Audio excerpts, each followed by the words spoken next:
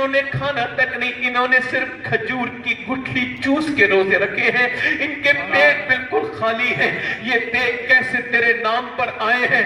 मेरे मालिक, तेरे रसूल की ये पूरी जिंदगी की कमाई है, अगर ये 313 आज मिट गए तो दुनिया में तेरा नाम लेने वाला कोई नहीं होगा। मैंने सारी तकलीफें बर्दाश्त करके, पेटों पे पत्थर बांध के, मेरे रब मैंने ये तैयार किए हैं, अगर आज ये दुनिया से खत्म हो गए तो कयामत तक तेरा कोई नाम लेवा नहीं होगा। हजरत अबू बकर सिद्दीक कहते हैं हुजूर रोते रहे, बहुत लंबा, इतना लंबा सजदा कभी देखा नहीं। मेरे नबी पाक ने सारा काम करके अपना सजदा किया है, आप सजदे क्यों नहीं करते? आपको कोई दिक्कत आए तो आप इधर उधर क्यों देखने लगते हैं?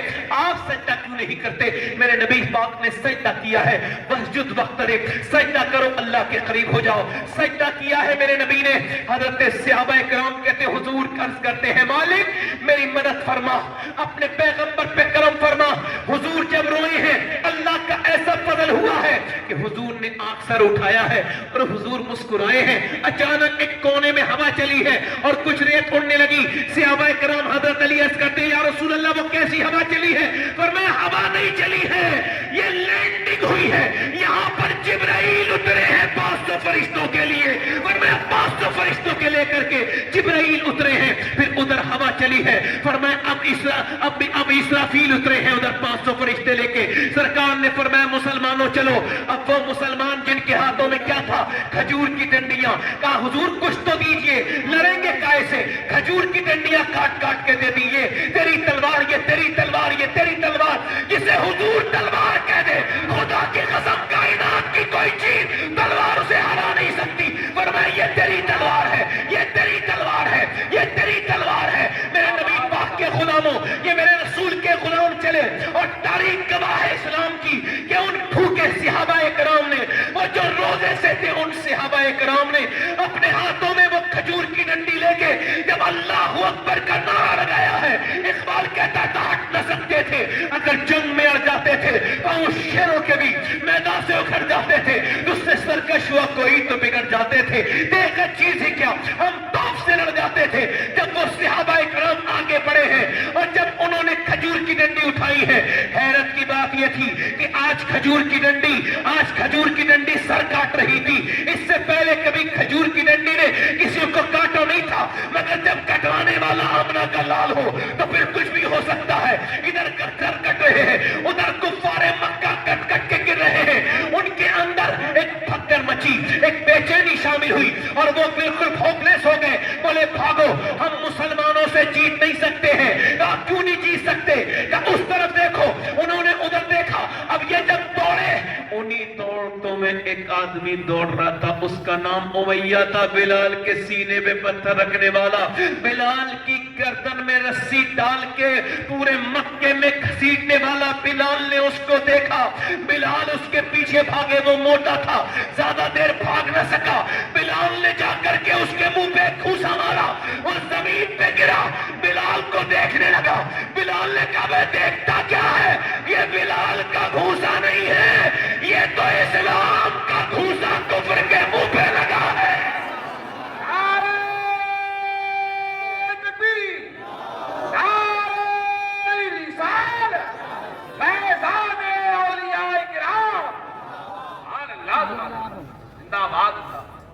हुजूर ने सजदे किए, हमारे तो सजदे खत्म हो गए। मेरे भाइयों, आपने सजदा क्यों नहीं किया? आप अल्लाह से क्यों नहीं कहते अपनी बातें? आजकल ये शरह बढ़ रही है कि मुसलमान में बल्कि कुछ हाफिज कुरान लोग भी खुदकुशी कर ले रहे हैं। जो रब को मानता हो और यकीन कामिल रखता हो उसकी रहमत पर, तो वो कभी ये काम नहीं कर सकता। एक शेर सुनिए आप मेरा, पहले ये बात सुन लीजिए। जब आपको लगे ना खुदकुशी के अलावा, मेरे ये पैगाम सब तक जाएगा, कोई खुदकुशी करने का प्रोग्राम बनाए मेरा,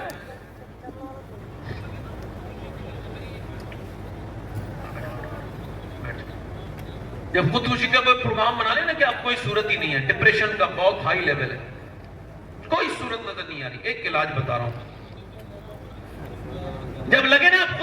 बात कोई तो उसे करनी तो है ही। उससे पहले मेरी एक बात सुन ले, और एक बार अगर मुसलमान है तो ट्राई कर ले, एक बार। उसके बाद खुदकुशी उसकी मर्जी है, करे ना करे। इसको इस्लाम तो बहुत बुरा समझता है इसको, कि खुदकुशी बुरी चीज है, बहुत सख्त इस पे अजाब है, जैसे करेगा वैसी अजाब मिलेगा क़यामत।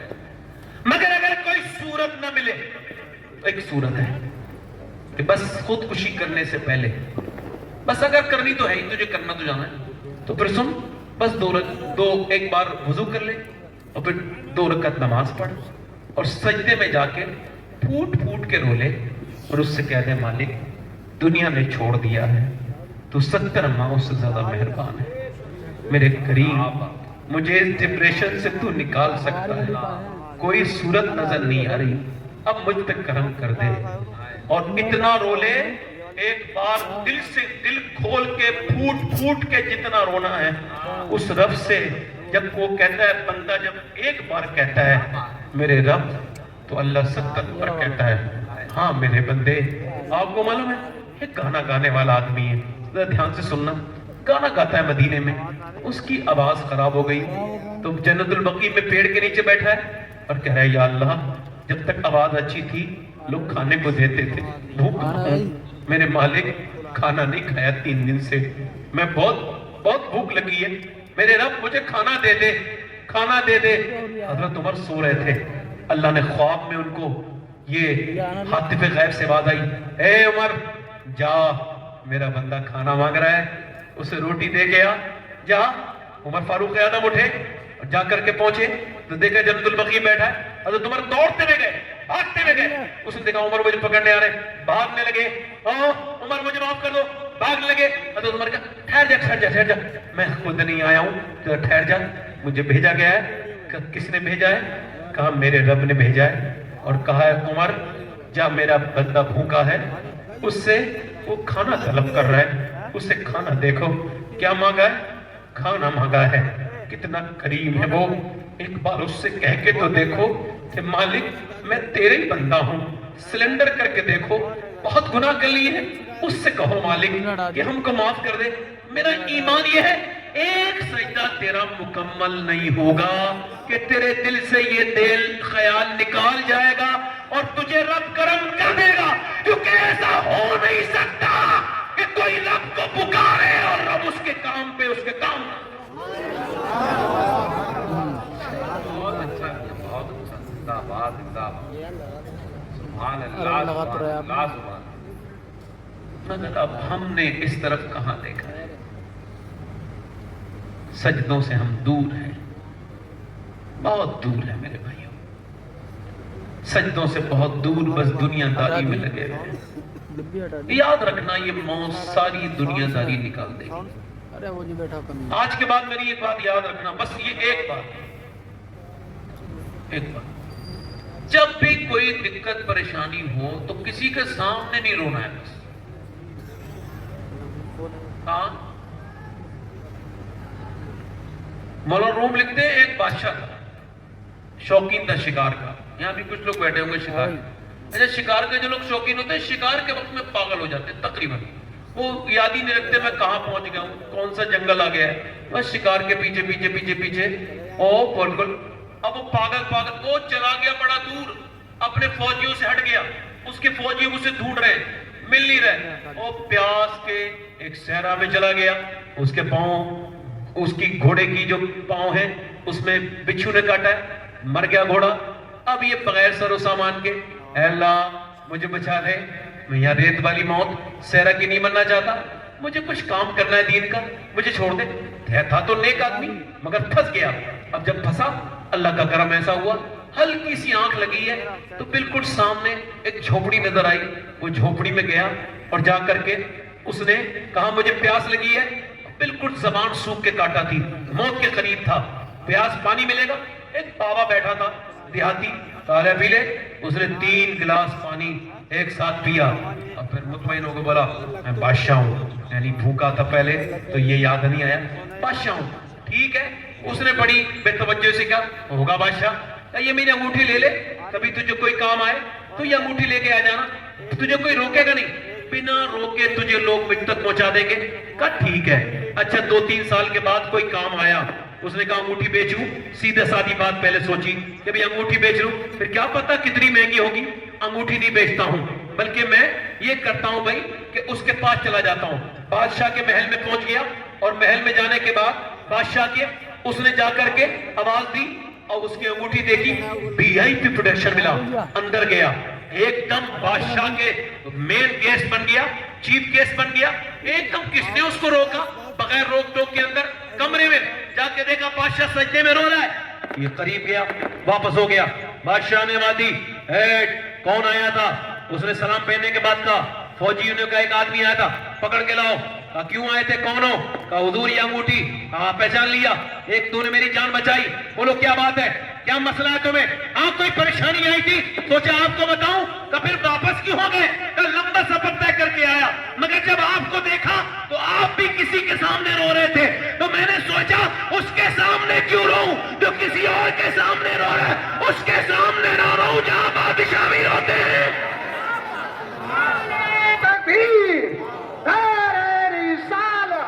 मसलक आला हज़रत हुज़ूर सैयद शफ़ाअत मियां साहिब किबला जिंदाबाद।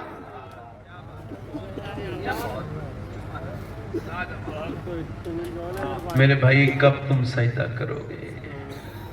कोई एटम बम इतनी ताकत नहीं रखता जितना एक मोमिन का सजदा ताकत रखता है।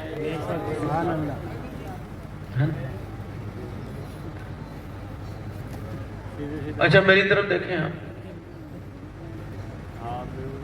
ये जो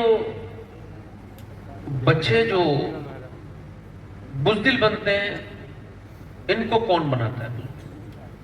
अच्छा पहले तो सुन लीजिए आप, ये बच्चे जैसे झूठ बच्चा बोलना सीखता है, तो इसको कौन सिखाता है? मालूम है आपको?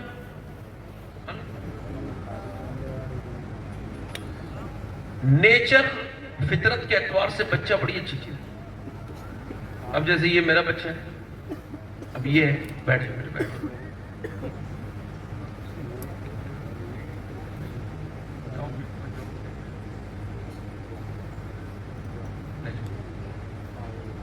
मैं क्या अर्ज कर रहा था आपसे। अब वो बच्चा एक कमरे में अंदर बैठा है, तो ये साइकोलॉजी समझिए थोड़ी सी। देखो जो लोग ये उठ के बैठ रहे हैं, बैठ के उठ रहे हैं, इनसे गुजारिश करता हूं कि आप या तो बैठ जाइए या तो उठ ही जाइए और थोड़ी देर बैठ के सुन लीजिए आप। एक दो लोग हैं ऐसे जो हरकत कर रहे हैं इस तरह की, बैठ जाए। बच्चा कमरे में है, अब वो झूठ बोलना नहीं सीखा है, सीखेगा मुस्तकबिल में, चूंकि माँ बाप झूठे। अब जब उससे कुछ शीशे का सामान कुछ टूटा है जो बड़ा जरूरी था, अम्मा को खबर आई है कोई धमाका हुआ है, अंदर गई है मां, किसने तोड़ा है? अब बच्चा झूठ बोलना कब जानता है?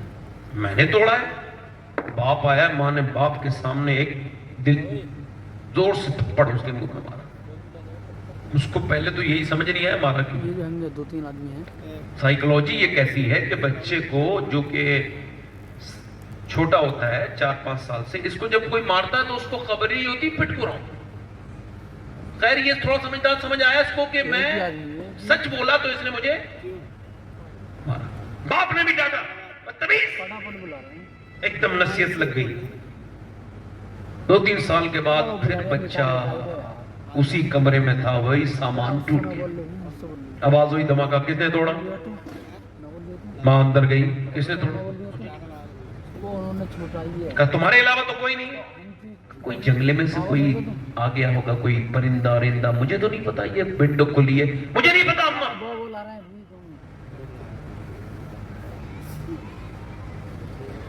अब आप बताओ ये झूठ बोलना कहां से सीखा? बोलो। अगर माँ ये कह देती बेटे झूठ बोल, तुम सच बोले हो, ये बड़ा मुबारक है, ये टूट गया, कोई मसला नहीं है। किसने सिखाया इसको? किसने सिखाया? अगर माँ ये कह देती कि बेटे ये तुमको झूठ नहीं बोलना है और ये सच बात तुमने बोली है, इस पे अप्रिशिएट करती हूँ, तुम्हें मैं शाबाशी देती हूँ, तो बच्चा खुश हो जाता। मगर सुने आप, गौर करें, तवज्जो करें, बच्चा सच्चा बन जाता। एक बच्चे से माँ ने कहा मेरे बेटे झूठ नहीं बोलना, वो बच्चा सफर करने जा रहा है, उसे डाकुओं ने पकड़ा है, तेरे पास कुछ है? उसने कहा मेरी सदरी के अंदर 40 अशरफियां रखी हुई है। अच्छा, डकैतों को लेके गए, डकैत उसको अपने सरदार के पास, हुजूर ये दावा कर रहा है इसकी सदरी में 40 अशरफियां हैं, वो भी सोने की। चेक करो, चेक करा तो अंदर 40 अशरफियां। बादशाह उसने कहा, उसने डकैत ने, डाकू के सरदार ने, बेटा तुम सच क्यों बोले, झूठ बोल के बचा सकते थे। कहा मेरे लिए ये सोने की शर्फियां जरूरी नहीं है, अपनी माँ का कहना मानना जरूरी है। मेरी माँ ने मुझसे कहा था मेरे लाल, चाहे हालात कुछ भी हो तुझे झूठ नहीं बोलना है। तुम्हारा नाम क्या है? कहा मेरा नाम अब्दुल कादिर जीलानी है। आगे बढ़ के बोला, जरा हाथ आगे बढ़ा, मुझे भी जरा तौबा करा दे। अरे जब अब्दुल कादिर की सच्चाई का ये आलम है तो फिर मदीने के मुस्तफा का आलम क्या हो? जिंदाबाद जिंदाबाद, सुभान अल्लाह जिंदाबाद। बहुत अच्छा, अल्लाह के रसूल का घर है, जरा जोर से तो बोलो सुभान अल्लाह। का घर है हुजूर, मेरे आका करीम की बेटी सैयदा खातून जन्नत के घर हुजूर जा रहे हैं। बेटियों के घर जाया करो, बहनों के घर भी जाया करो। अब तो ये शबे बारात आई थी तो लोगों ने स्टेटस लगाए थे, देखा था हमने। पहले तो लोग माफी मांगते थे फोन,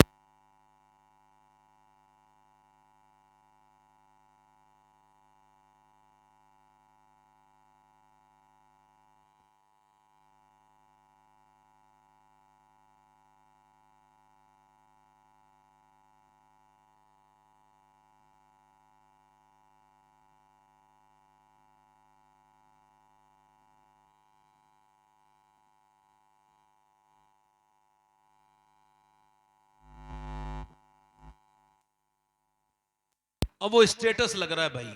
कुछ लोग तो ऐसी इतनी ये समझे बेचैन लोग होते हैं कि ये चेक करते हैं मेरा स्टेटस किस किसने देखा, फलां ने देखा, फलां ने देखा, फलां।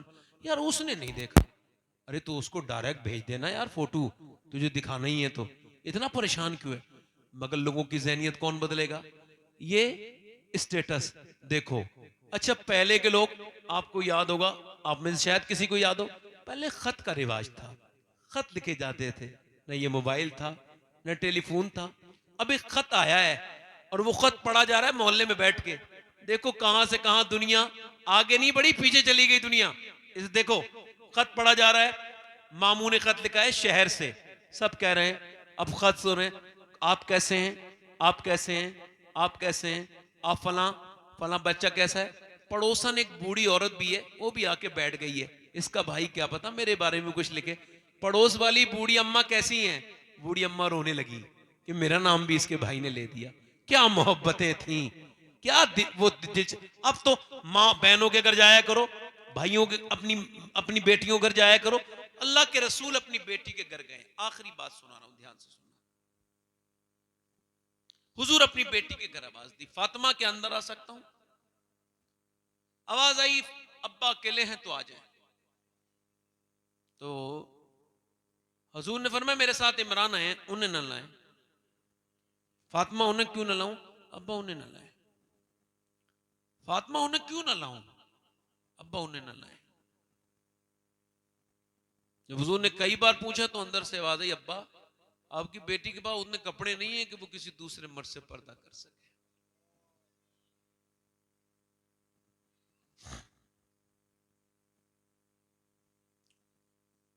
और हुजूर ने फिर अंदर चादर भिजवाई और हुजूर फिर खुद अंदर गए। आवाज दी, देखा तो पूरा चेहरा पीला है और आंखों में गड्ढे पड़े हुए हैं, गड्ढे पड़े हुए, उर्फ आम में गड्ढे ही कहते हैं। आंखों में गड्ढे पड़ रहे हैं। कहा क्या हुआ है फातिमा? कहा अल्लाह का शुक्र है, मेरी बेटी बताना। आज तो बेटी आके पहले फोन पे बता देती है, अगर उसकी मर्जी का सूट ना मिले ना तो उसी पे झगड़ा हो जाता है। अच्छा औरतें चाहती हैं कि उनके मर्द उनकी बात माने, क्या ख्याल है? अच्छा ये बताओ, चाहती ये है कि उनके मर्द उनके कहने माने, मगर वो सच के मर्दों को नहीं दिखाएंगी, जिसने कपड़े ला के दिए, जिसने सारा काम करके दिया, जिसने बेचारे ने अपना पेट काट के तेरी क्रीम और पाउडर का खर्च उठाया है, उसको वही बगैर धुला हुआ मुंह दिखा रही है, वही बगैर जो है वो स्त्री के कपड़े फटे पुराने। अब जब तू जिसको दिखाएगी वही तो तेरे दिलचस्प है। अब वो जा रही है तो शादी में कपड़े अच्छे पहन के। इससे ये पूछो जाहिल, जहां तू जा रही है और वो तुझे बिगड़े हुए बेकार मनहूस किस्म के बदतरीन लोग देखेंगे, जो मोहल्ले के सबसे बेकार होते हैं, वही शादियों में ताकते हैं। तो उनसे जाके अब पूछ तू कैसी लग रही है, तुझे वो बताएंगे। आला हजरत फरमाते हैं औरत को अपने मर्द के लिए पर्दा करना, अपने मर्द के लिए मेकअप करना चाहिए। इस्लाम ने कहा इस वजह से कि इसकी तबीयत इधर उधर न जाए, अपनी बीबी पे उसका दिल बिल्कुल मुतमईन रहे, और उसके लिए वो मेकअप भी करे। अल्लाह के रसूल की बेटी सैयदा फातिमा ज़हरा का तरीक़ेकार ये था कि मौला अली फरमाते हैं फातिमा ने अपनी पूरी जिंदगी में कभी मुझसे कुछ नहीं मांगा। मैंने जब उनसे पूछा फातिमा दुनिया में मियां बीवियों में झगड़े होते हैं कि ये ला दो वो ला दो, मगर आप मुझसे कभी कुछ मांगती नहीं, तो सैयदा फातिमा ने कहा मेरे रब ने मुझे इतना अपने करीब कर लिया है मेरे अब्बा की तरबियत से कि अब अल्लाह के अलावा फातिमा किसी और से मांगती नहीं है, फातिमा किसी और से मांगती नहीं है। अल्लाह अकबर। अल्लाह के रसूल अपनी बेटी के घर गए हैं, देखा तो चेहरा बिल्कुल पीला है। ये कौन है? ये शहजादी रसूल है। कोई शहजादी इनके बराबर हो सकती है? अरे कैसे हो सकती है? अम्मी आयशा फरमाती है फातिमा ज़हरा वो हैं जिनका चेहरा हुजूर की तरह, जिनके होंठ हुजूर की तरह, वो चले तो हुजूर की तरह लगे, वो बोले तो हुजूर की तरह। हुजूर ने फरमाया फातिमा कुछ चेहरा कमजोर है, क्या हुआ है?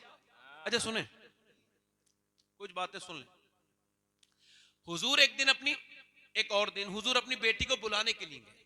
कहां गए बोलो? अच्छा, तो हुजूर अंदर गए तो सैयदा ने कहा जी अब्बा तशरीफ लाएं। तो कहा फातिमा मैं बुलाने आया हूं आपको, चले? कहने लगे नहीं जाऊंगी। अब्बा मैं? फातिमा क्यों? कहा मेरे सरताज अली जो घर पे नहीं है, पहले उनकी इजाजत लूंगी। क्या बात है, क्या बात है। पहले उनकी इजाजत, वाह। पहले उनकी इजाजत उसके बाद अल्लाह हुआ। अच्छा हुजूर को नाराज होना चाहिए था यार, अली की क्या मेरे सामने क्या अली? भाई वैसे भी हुजूर के सामने अली क्या है? कोई कुछ नहीं। वो जो ना थे तो कुछ ना था, और वो जो ना हो तो कुछ ना हो। क्या बात। हुजूर नाराज नहीं हुए, बेटी के पेशानी को चूमा और फरमाया फातिमा तुझे अभी तक मेरी बातें याद है। सुभान अल्लाह। कुछ गैप गुजरा ना, कुछ गैप, तो हजरत अली भी आ गए। हुजूर ने फरमाया यार अली तुम आ गए, मैं आपका इंतजार कर रहा था। जी हुजूर क्या हुक्म है? फरमाया वो फातिमा को बुलाने आया था, तो ये कहती हैं कि जब तक आप इजाजत नहीं देंगे तो हजरत अली ना आगे अंदर गए और हाथ पकड़ के बोले ये आपने क्या किया? मैं गुलाम हूं हुजूर का, चला जाना चाहिए था। और रोने लगे हजरत अली। सैयदा ने हाथ पकड़ के कहा मेरे सरताज आप बिल्कुल भी दिल थोड़ा ना करें, ये आपकी मर्जी से जाना ये मेरे अब्बा की मर्जी है। क्या बात है, वाह वाह वाह वाह मियां वाह वाह वाह वाह, आपकी मर्जी से जाना। जिंदाबाद। आज बेटियां जरा सी प्रॉब्लम में है थोड़ी सी, तो आप और चढ़ा देते हो उनको, घर बिगड़वा लेते हो, थाने कचहरी करते हो। हुजूर ने आवाज दी मेरी बेटी को क्या हुआ है? सब बेटी वाले बैठे हैं यहाँ पे, किसी की नहीं है तो बहनें होंगी। फातिमा को क्या हुआ है? अल्लाह का शुक्र है अब्बा, बताना मेरी बेटी क्या हुआ है। अल्लाह का शुक्र है मेरे अब्बा। और मेरी बेटी फातिमा बताना क्या हुआ है। अल्लाह का शुक्र है अब्बा। फिर हुजूर ने कई बार पूछा, तो फिर बेटी है ना, तो फिर बोली अब्बा और कोई बात नहीं है, बस 5 दिन से मैंने कुछ खाया नहीं, तो पेट से मेरे पत्थर बंधा हुआ है। तो हुजूर ने फिर सर पे हाथ रख के कहा मेरी बेटी अगर 5 दिन से तुमने कुछ नहीं खाया तो तुम्हारे बाप को आज 9 दिन हो गए, एक बार ट्रेन में मैं बड़ा लंबा चल गया तो मुझे वक्त नहीं मिला कि मैं खाना खाता, और वो वक्त तकरीबन 27 घंटे का गुजरा कि मैंने एक बार खाना नहीं खाया।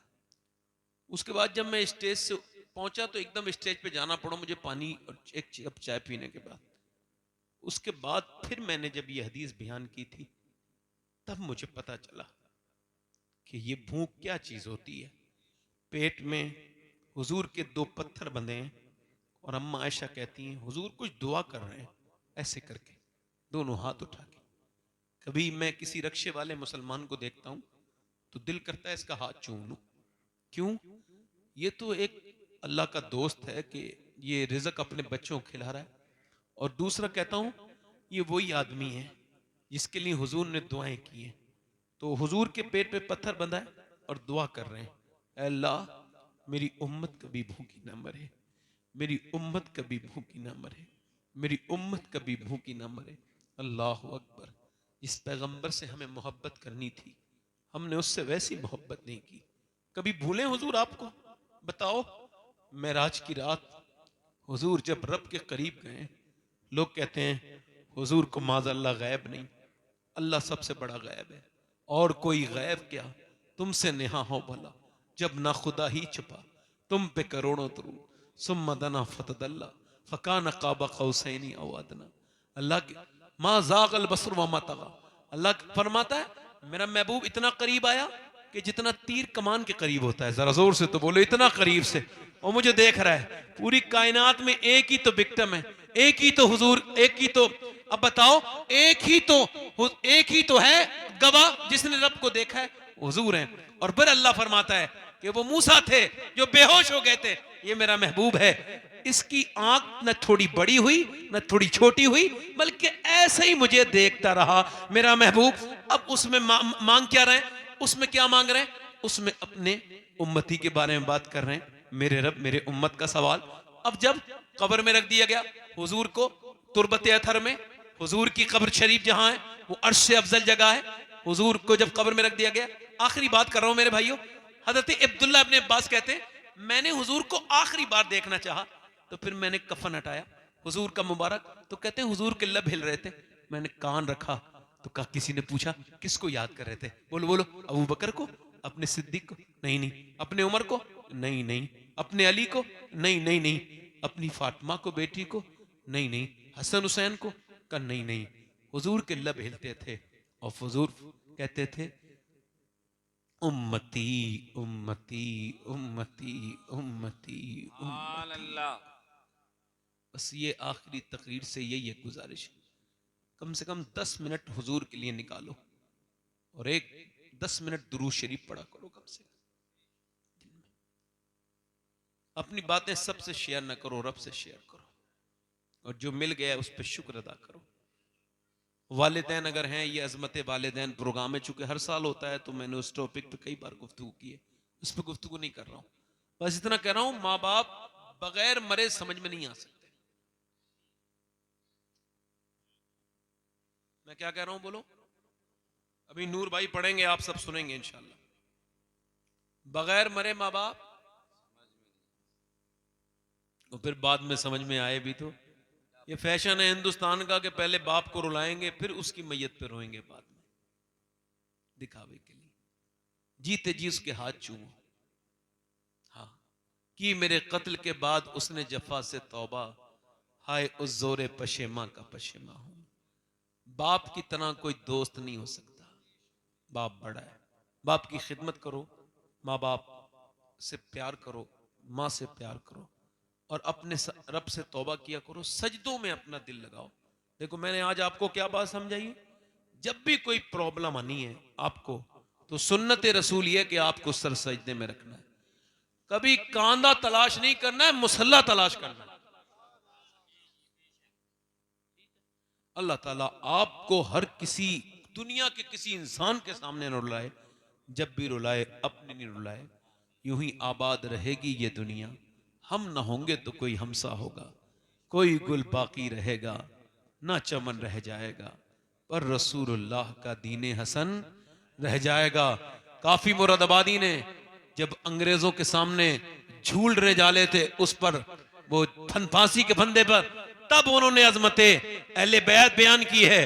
का नाम शाहाने जहां मिट जाएंगे, लेकिन यहां हश्र तक नामो निशाने पंजतन रह जाएगा। अतलसो कम ख्वाब की पोशाक पर नाजा न हो, इस तने बेचान पर का खाकी कफन रह जाएगा। आप सबका सलाम कह दूं, मैं मदीने जा रहा हूं 5 दिन के बाद, कह दूं जाया करो मदीने। ये अल्लाह का शुक्र है, मेरा बेटा ये तीसरी बार जा रहा है। ये इस मामले में मुझसे बड़ा है कि मैंने 27 साल की उम्र में देखा था मदीना, और इसने 6-7 साल की उम्र में मदीना देख लिया, और तीसरी बार हुजूर इसे बुला रहे हैं। मैं ये चाहता हूं कि पूरी दुनिया मदीने वाले की दीवानी हो जाए। क्या बात है, आमीन आमीन अल्लाहुम्मा आमीन। ये झगड़े हमारे यहां से खत्म होने चाहिए। सलाम दुआ करा करो, किसी मोमिन को न छोड़ो, सलाम करो। सलाम ऐसी चीज है, बाबा फरीदुद्दीन गंज शकर फरमाते, तुम सलाम करो, सलाम करो, बस तुम्हारे सलाम से वो बरकतें होंगी। मैं गुजारिश करता हूं कि अब हमारे इमरान बरकाती भाई से कि कारी गुलाम नूर मुजस्सम साहब की वो ऐलान करें, चूंकि वक्त बड़ा हो गया है, इनको छपरा जाना है। अल्लाह ताला इन पर फजल फरमाए, तौबा करें, अस्तगफिरुल्लाह रब्बी मिन कुल्लि ज़म्बिन व अतूबु इलैह, पढ़ी जी ला इलाहा इल्लल्लाह मुहम्मद रसूलुल्लाह। मैं यहीं बैठा हूं, आप लोग आराम से इंशाल्लाह सुनेंगे, पूरा जाएंगे तो नहीं इंशाल्लाह। लक़द काना लकुम फ़ी रसूलिल्लाहि उस्वतुन हसना, सदक़ल्लाहुल अज़ीम। अस्सलामु अलैकुम व रहमतुल्लाहि व बरकातहू। बैठिए।